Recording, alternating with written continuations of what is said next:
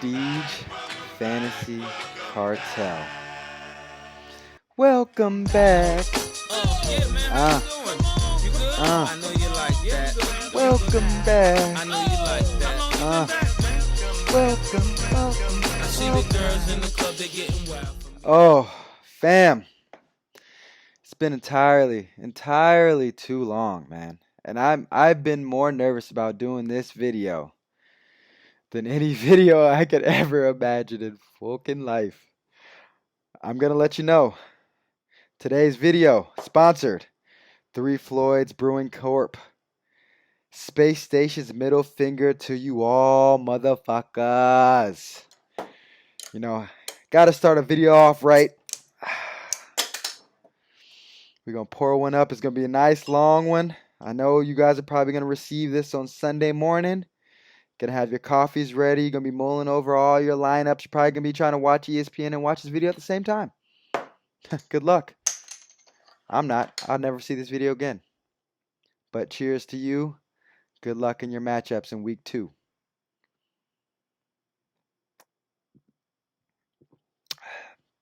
It's a good pale ale. It's a good pale ale. All right. It's been a while since I've done one of these. I'm not sure how good or how absolutely fucking terrible I know it's gonna be. But I just want to let you guys know, full transparency. I have a monitor right here, so I might be looking to the left, your right, quite a bit. I'm not sure which direction it is, but your left or right quite a bit. Just looking at myself, because I look so damn good. I mean, yeah. Um, I have to start off this video because I haven't done a video in quite some time. I have to start this video congratulating last year's 2018 2019 Prestige Fantasy Cartel champion. You guys can clap for him if you want to. You know, throw some ugly shout outs to him if you want to. Tell about how lucky he is. But we have to talk about it just a little bit. J Rock had the run of a lifetime. I don't think there's ever been a run even close to what he pulled off last year. Um, Congratulations to you, sir. Well deserved. You fought hard. Ooh, yeah, it's already coming back up. You fought hard all the way from beginning to end. You started off really ugly with your bunch of injuries, and just like this year, a bunch of injuries for guys and crazy unknowns. But you fought through it all the way to the very end. Sorry again. You limped through the playoffs. I mean, you limped through the last couple weeks. You got hot facing your rival. Week 12, week 13, got in the playoffs, took care of business, and you got a championship. That needs to be the goal for everyone. Do not give up. Do not break. You could bend a little bit. You could be, in the pooper for a little bit, but do not break. It is not over until it's over, or until you're, statistically out of it. But anyways, I digress. Now, there is a lot I want to break down in this video. There is essentially the draft. We haven't talked about the draft at all. I'll try to break that down quick as possible. We have to kind of review week one's um, statistics, wins, losses, all that, just a little bit. We have to break down the waivers for opening and this week's waiver wires transactions and see who try to win or try to overbid on certain players or win bids on certain players. Sorry, I'm going to be all over the place, guys. I'm going to try to edit this as least as possible as well to get this out to you guys tomorrow. And then we have to do the power rankings. And then on top of that, we have to do week two's previews. So just bear with me. I am on my 5th beer. I've been stressing all day on trying to figure out how I'm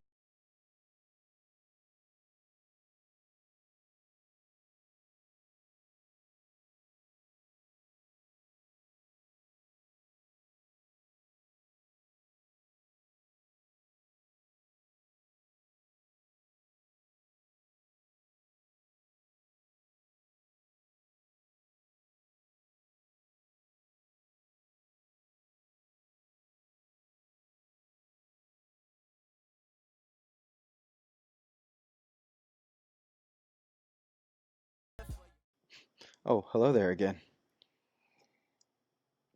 You didn't see that coming, did you? That's what in show business they call a hard cut. Now let's go ahead and get this draft knocked out because it was a long, drawn out draft. It was not my most enjoyable experience, and I really don't remember much of it, to be honest with you. But I think the only way might remember something is if I had some kind of, you know, something to assist me in that. And oh, maybe if I had a little bit of the henny henny. Now, look, guys, I know that it's oh there it is. I know that it's hard to see, but this is our second sponsor here, henny henny.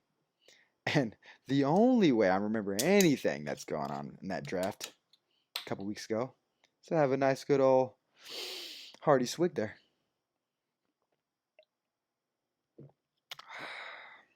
Yep, just how I remember, fellas. Smooth, dangerous, but smooth. Right, Torian? All right.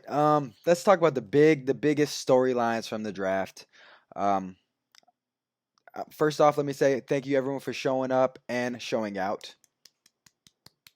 Everyone was there. Everyone was on time, ready to click and bid up on players that they shouldn't have been bidding on, myself included. So I was probably the biggest, not probably the biggest, second biggest storyline of the draft.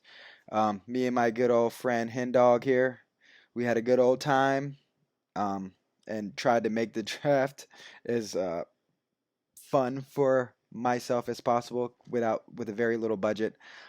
Obviously, Darwin Thompson going for $24 was probably one of the bigger points in the draft. Me tossing a chair off the balcony, deservedly so, and Breezy driving that price up, and me being an idiot, not needing another running back. Going up there to get him. I really like the guy. I would go into the draft with a guy I want every. I go into the draft with a guy that I like and I want every year. Um, I was like, I'm gonna get this guy this year, and I went and got him. Dumb.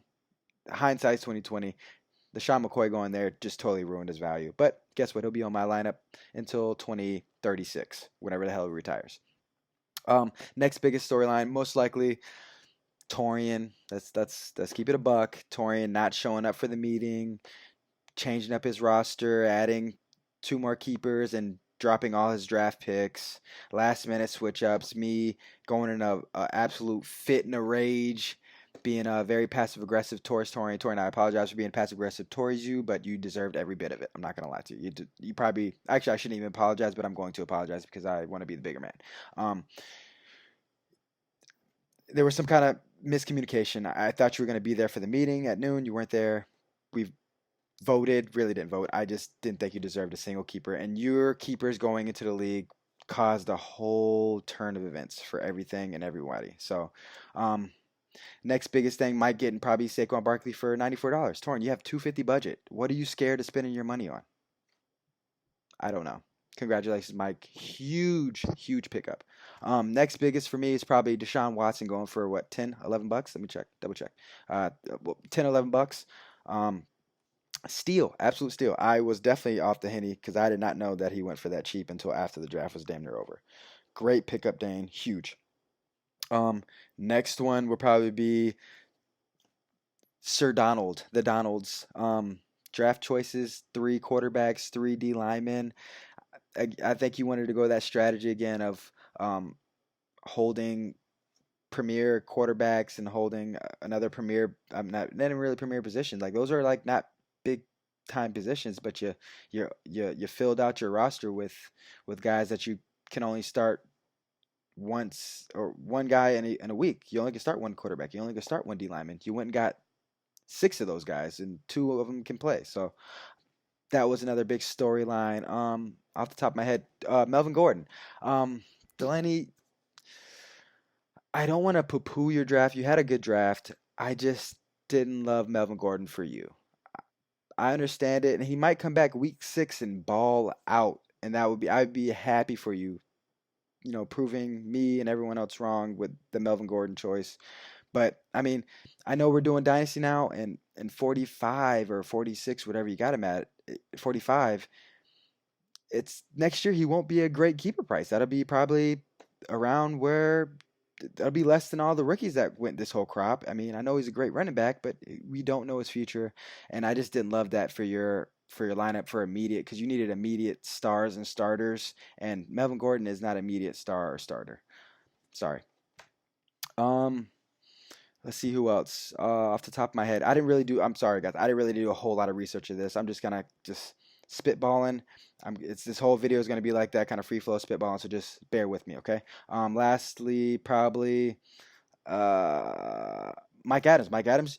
He was changing diapers and making great draft picks. I liked Mike Adams' draft. I, he obviously got to keep Austin Eckler, who's looking like he could be, the guy out there. James Conner went up there and got him. Torian, again, you lost two big premier names and you didn't go get either one. I understand 71 is a really high price, but you went and got Saquon for 80 something last year. So didn't see why you wouldn't hop up and go get those guys you were going to keep literally uh, as you put in that morning. Um, that's basically it. I mean, obviously, I'm missing a bunch, but I don't want to stay on this. I already missed the time period of really going over and digging into the draft. Um, Probably my favorite, and also with the five keepers, that changes the draft drastically. I mean, it's not really like myself. I didn't have much of a draft, but I had such good keepers that my draft is totally different than what my actual in roster is. So it's hard to really dig in. I should have done a video prior to this, but obviously, life transitioning stuff goes on. I couldn't really do it. But uh, Pop not getting a big name running back was kind of big. Um, Torian, he has a abundance of like receivers around the same potential, like wide receiver two, but could be wide receiver one level. And then he goes for net and Miles Sanders, uh, Kamal. I didn't like. I really didn't really realize this pick until the next morning, but 20 for Geis wasn't crazy, and it's unfortunate now looking back at it that it wasn't a good buy because he's on the IR, and you got so many holes in your lineup. But Hardman might be a good steal. Um, Don actually dropping 10 for Ingram looks like the massive steal right now. Myself with Waller for 4 looks like a great steal. Um, that's pretty much it. That's pretty much the draft. I don't want to stick too long. I've already spent too much time on it right now. So again, I keep saying again, and again. Let's go ahead get into the week 1 matchups and final standings type thing, and then we'll get to power rankings shortly after.